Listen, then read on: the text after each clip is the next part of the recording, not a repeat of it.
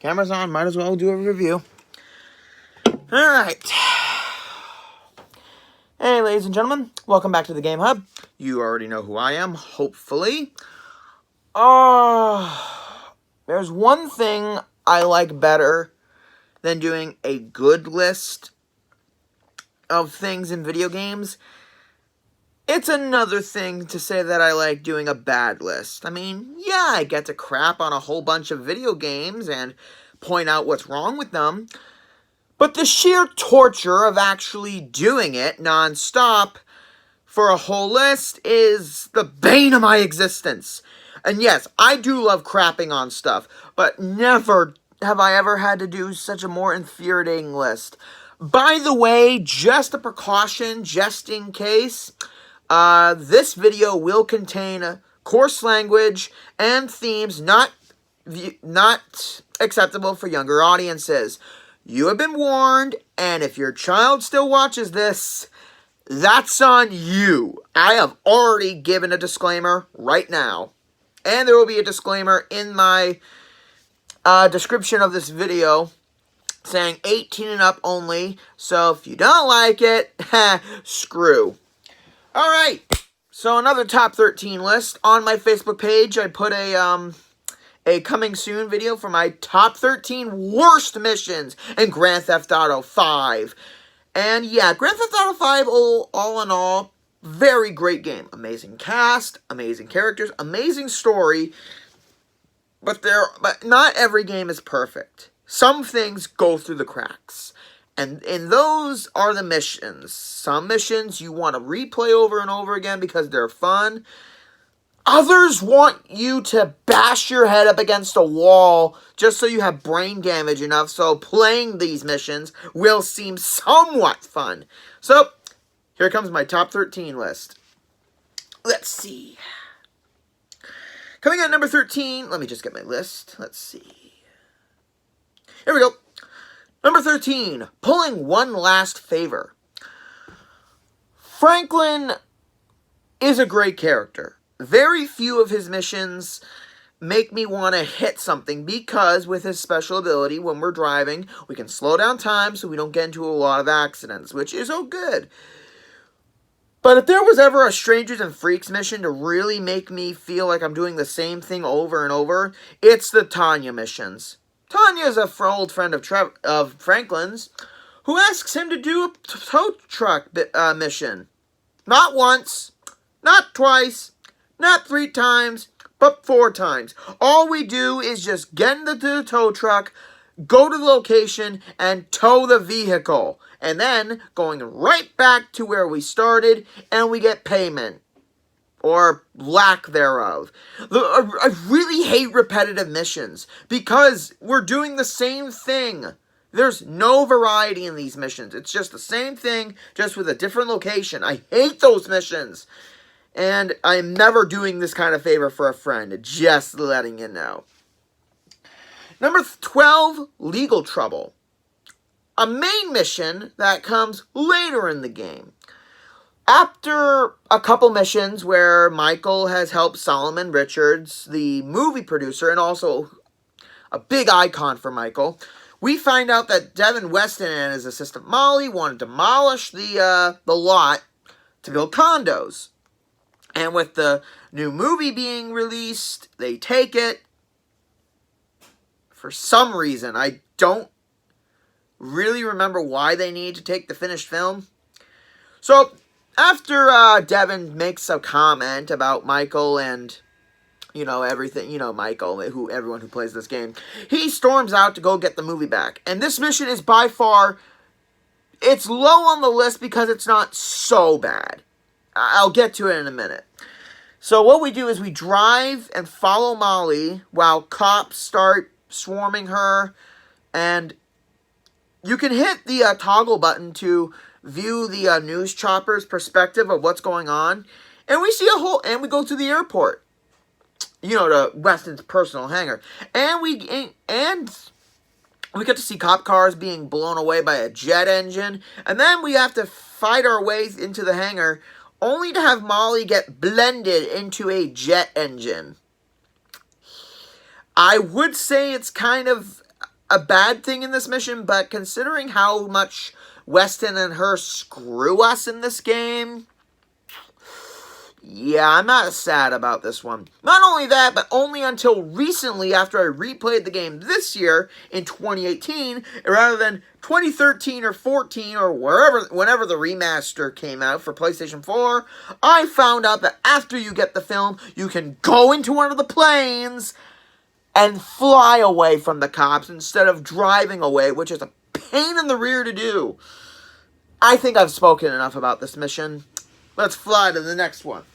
Number 11, The Ballad of Rocco. Another Richard Simmons mission, which isn't really that much of a big thing. Like, the first one you do, you have to get these guys back to the lot and make them deal with Weston. And then the guy Rocco, who I believe was in another Grand Theft Auto game. I've never played the other one, so if Rocco is in one of the other ones, please comment down below which one so I can get my facts straight for if I do another Grand Theft Auto video. But all this mission entails is us killing Rocco and his buddy who beat up on Solomon Richards.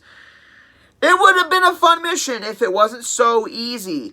The minute the mission started, the minute they got into their car, I went to the weapon wheel, picked a rocket launcher, and blasted them. That or got into my car, selected the sticky bomb, stuck it onto the car, and it's not that hard. This mission isn't that difficult. This could have been like a side mission or something. It didn't have to be a main mission. Coming up number 10, Blitz Play. The only heist in this game that I really didn't care for. We get a garbage truck, we have to get a tow truck, we have to ambush some cops in an alley area to get drug money. I was never really clear on that one. This is the only heist that I don't really care for. You get to play as all three characters, which is fun, always fun, switching between back and forth, but it's never really a good idea to have this be a main mission, just to segue into another variety of missions. Blitz Play should be left to football. Number 9, the bus assassination. One sec.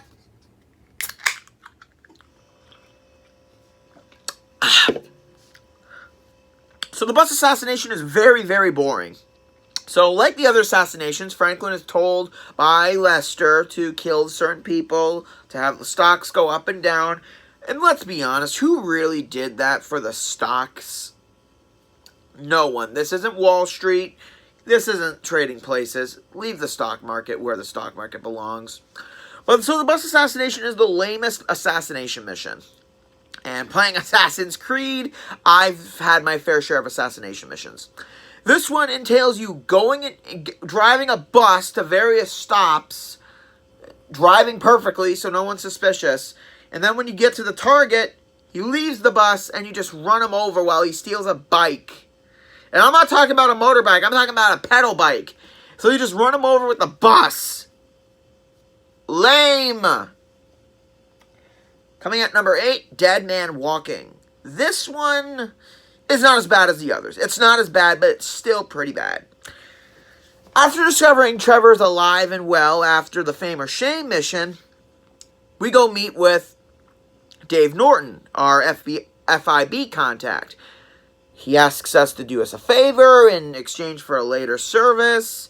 So we play dead for a little bit, then we sneak in the morgue to find information about a witness who's supposedly dead. And then we gotta collect our stuff and fight our way through the morgue. Why did this have to be such a boring mission? They could have made it super cool, like have us put on disguise and sneak out that way. But you know what? That's enough about that mission. Let's move on to the next one. Number 7, Extra Commission. This is the most annoying mission I've ever played on this list. The most infuriating. It's another Strangers and Freaks, but this time for Trevor. We meet Josh, who is this realtor, who's paying us to get back at his ex-business partner. And yeah, we do teach him a lesson later on, and we do other stuff for Josh later, but this is the first mission, and it's so annoying. What we have to do is we have to go throughout Vinewood Hills and shoot down all of his partner's signs, the for sale signs.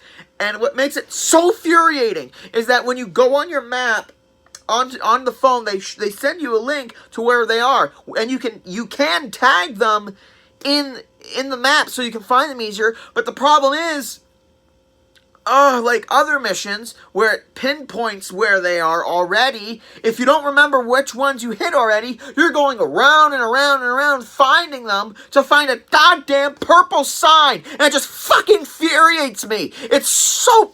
I spent 30 minutes on this mission. 30 minutes!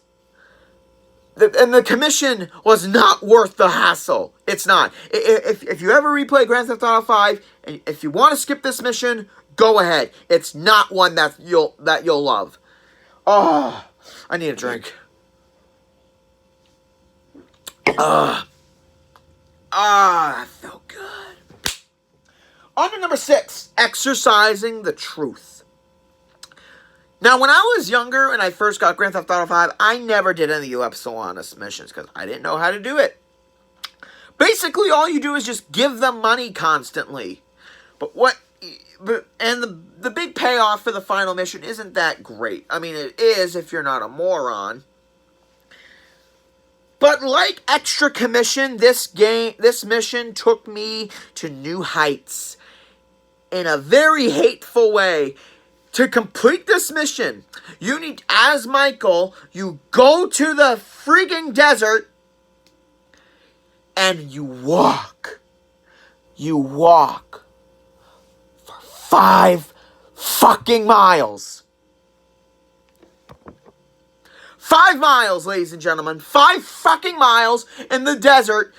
And there's a perimeter that you need to walk through. You need to go around and around and around for a circle. And every time you hit a milestone, Michael, he keeps saying, Keflon, Keflon, Keflon. Just shut up!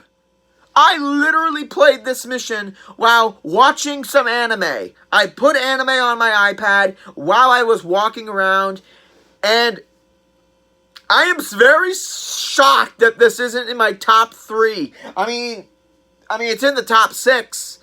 But that doesn't do it justice still. Because if this was just walking around for like 20 minutes, what's higher on the list? Well, we're about to get to it now. If I ever have to do a mission again where I'm just walking around, I'm gonna fucking kill some NPCs. I'm not kidding. I am not kidding. This mission had me frustrated so much. I didn't even get money for it. Going on. Number 5. Buy the book.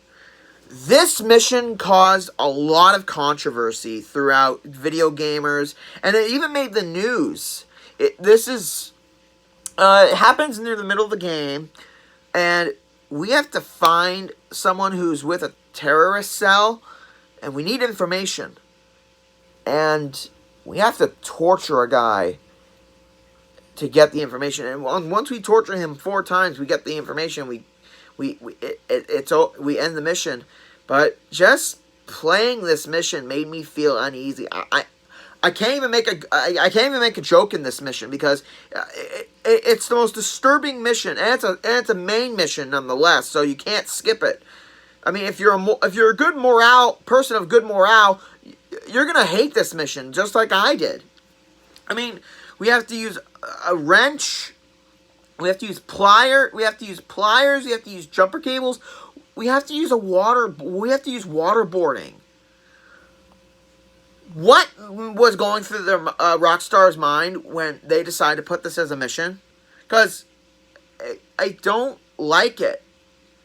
And yeah, I may be one of those guys who doesn't like this mission, but this mission really put me to a new end, and that's why it's really high on the list. Let's continue. Coming at number 4 is Targeted Risk. Another Franklin Strangers and Freaks mission makes it near the top of the list. So we find Dom, who's this adrenaline junkie. So throughout the game, we gotta do base jumping. It's not really fun. Don't know why they included it. And this one is boring in particular because we gotta get to the high part of a building and they don't show you how to do it. You either have to fly a plane and parachute onto it. And it's just boring. It's really boring. All you gotta do is jump like Dom did off the top of the building and land on a moving flatbed truck. That's it. This mission is done like 4 seconds. But it takes you longer to do it just because you have to get up to it. It's one of the most difficult missions to get to. I'm just going to say that. That's why it's on the list, because it's kind of a waste of time. Okay. We're at the top 3 of my worst missions list. Coming at number 3, did somebody say yoga?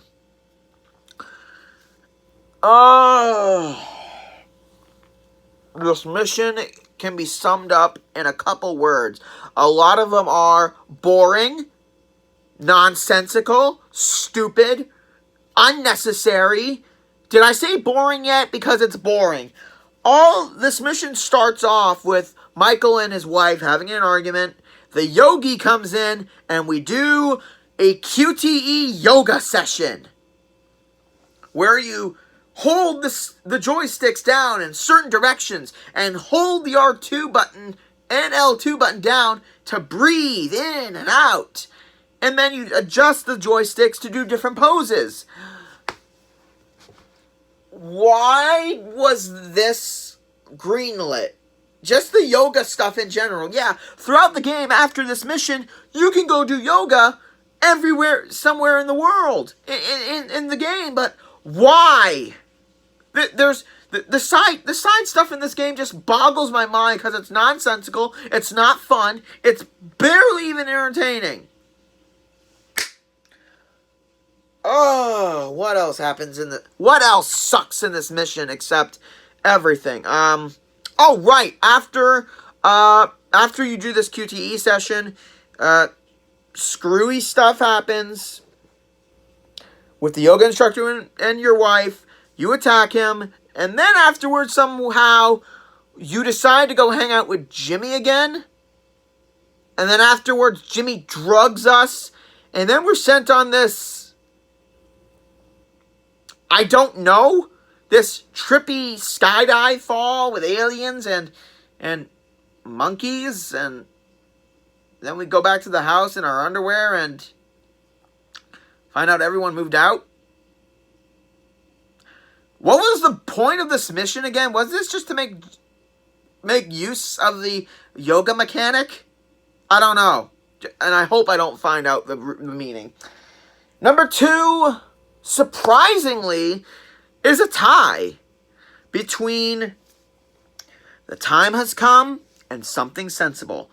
That's right. If you didn't do the Death Wish final mission and you picked one of these other 2, it's stupid! What video game intentionally makes you choose who you want to kill? I mean, granted, some games are doing this nowadays where you pick who lives, who dies. But why? Why have this great cast if you're just going to kill one of them off in the end? So, Devin Weston wants Michael gone because he screwed with some business ventures of him and basically screwed him in general. The FIB wants Franklin to kill Trevor because he's a nutcase. He's unstable. He can't be controlled and he needs to go. Both of these missions tie for second place because of how absurd it is. Just for the absurdity. Because no one wants to kill Trevor.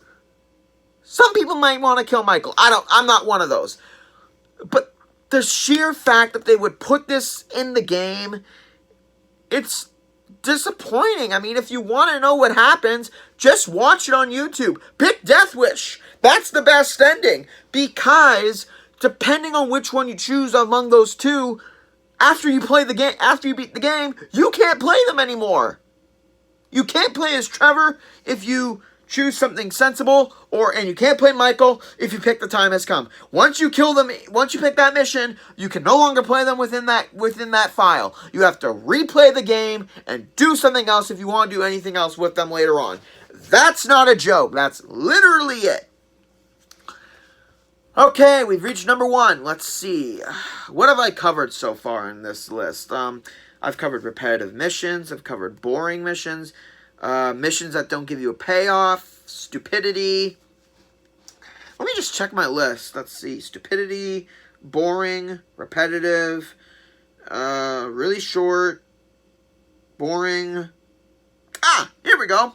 Number 1 is Hang 10. The worst Grand Theft Auto 5 mission ever is Hang 10. Those of you who've played this game are probably scratching your head thinking, what was this mission and why do I have it high on the list? Top of the list, I should say.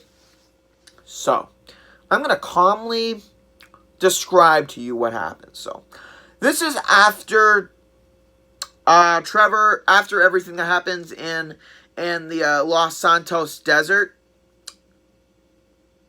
So Trevor comes back, we go to Floyd's apartment, and we meet the Deborah that he's been talking about. And quite frankly, she's a little bit of a bitch. Yeah, she is. Very shortly after, she pulls a gun, Floyd grabs a knife, then we go Soprano style, cut to black. Then we fade in again. Trevor leaves the apartment covered in red. We see red on the window.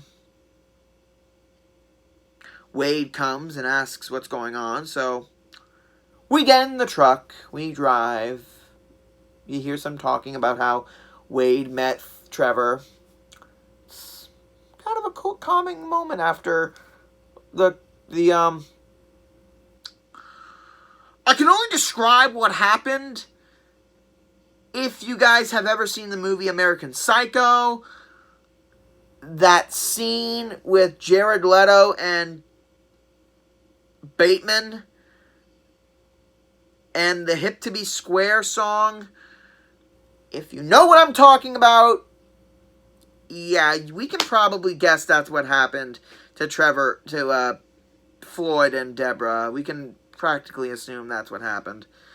Then, so as we're driving, we hear a conversation. We drive, and we go to the Vanilla Unicorn strip club, and, we talk with one of the girls and ask where the manager is, and Trevor goes to the manager's office, and then, mission's over. Are you kidding me? That is a mission? We don't do anything. All you do is drive. You drive from point A to point B, cutscene, and that's it. And that is how Trevor gets control of the Vanilla Unicorn, so that whenever you're getting a dance, nothing bad happens because you own it now. No problems. That's how we do it. And let me just state the obvious. This is a main mission. This isn't a side mission. It's a main mission late near the end of the game. Couldn't we have done something like some of the gang members who we've had to fight throughout the game are bothering some of the girls and Trevor steps in? And then we find out that the boss has been dealing with them, and then Trevor decides to take over for, entrepreneurial reasons. So we kill the guy, and then we go out killing these guys so that they don't bug the girls anymore. That would have been a great mission. It would have given us some progression. It would have given us some reason for Trevor taking over the strip club other than just having a place to live. But this mission is nothing.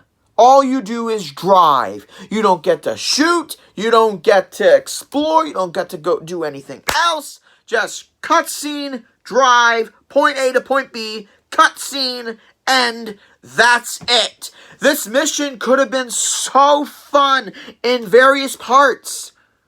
But it's not. It's a boring last cobbled together bullshit mission. And that's why it's on the top. Whereas something sensible and the time has come actually let you choose to do those things. But I prefer to do the Death Wish. Well, those you get to chase the person and shoot. And all the other missions, too, that I've listed here, you get to do something in those missions. Here you drive. That's a mission. Just driving from point A to point B, and that's it. I've said this about 4 times now, I believe, right now. And it still pisses me off that the developers thought this necessary to have it as a main mission. I mean, granted, it deserved to be a main mission, but it could have been a segment of missions. But nope, just one stupid explanation. And that's it.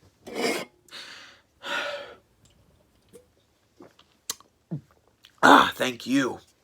Well, those are Gamer K's top 13 worst missions of Grand Theft Auto 5. And I think this has been my very first video where I swear. Probably not going to be doing a lot of those for a good while, depending on the video. Let's see. What can I do next time? I'm